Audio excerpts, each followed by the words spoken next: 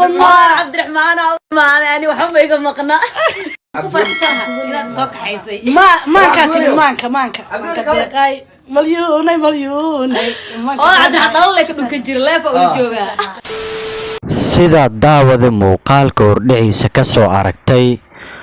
waa malyuumaanka markay dalka Mareykanka tagtay ayadii Hodan Cabdiraxmaan oo isla kulmay oo dalkaasi Mareykanka ay ku wada kulmeen si aan kula wadaaga daawade fadlan nagu soo biiro asxaabteena ka mid noqo adigoo janaalka subscribe dhaanaya gambaleelkana u furanayo muuqaalkana like tala dhacayo wixii fikirkaaga commentiga noola wadaag fanaanada la leeyahay malyuumaanka ayaa dalka Mareykanka markay tagtay ayadii Hodan Cabdiraxmaan oo iskula kulmay badanaa Hodan Cabdiraxmaan oo la sheegi jireen ama dadka fanaaniinta Soomaaliyeed oo hadda madaxa isaaranayo gaar ahaan fanaaniinta dalka Mareykanka ku nool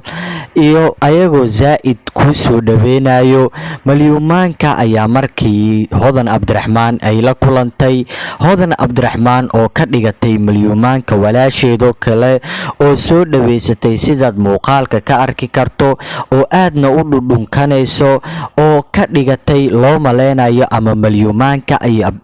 Hodan Cabdiraxmaan in ay isla dhashteen ama laba walaalo ay yihiin oo hal hooyo wada dhashay malyuumaanka oo aad loo soo dhaweeyay oo madaxa la saartay oo Hodan Cabdiraxmaan oo aad madaxa u saaratay fanaaniinta Soomaaliyeed oo dalkaasi Mareykanka ku nool oo aad isku soo dhaweenayo markaad u tagtid ama daawade aad buuqatid oo aad ku soo dhaweenayo soo dhaweentooda aad u maleynaysid in ayaga aad ka dhex dhalatay ama ay kula dhashteen si ay ku dareesiinin badanaa waxay ka dhigayaan walaalkooda ama walaashooda malyuumaanka oo aad u qosashay oo videoga sidaad ka arki kartid daawade oo ba u maleysay ayada kaliya ma ahan oo madaxa aad loo saartay Hodan Cabdiraxmaan oo walaasheeda ka yar ka dhigatay malyuumaanka ee aad isku dhunkanayaan ayna ku faraxsan tahay malyuumaanka in ay dalkaasi Mareykanka hadda ay la joogto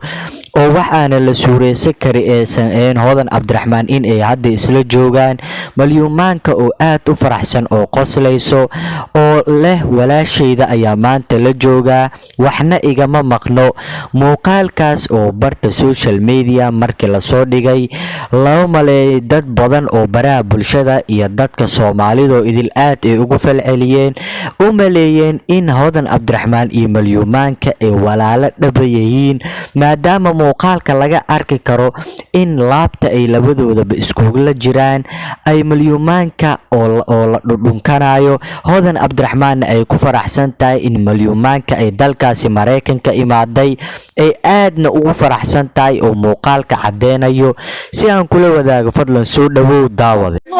عبد الرحمن أنا وحب يقول مقنع ما كاتب مانكا كدقاي مليون عبد الرحمن الله كده كجير لا فوجوها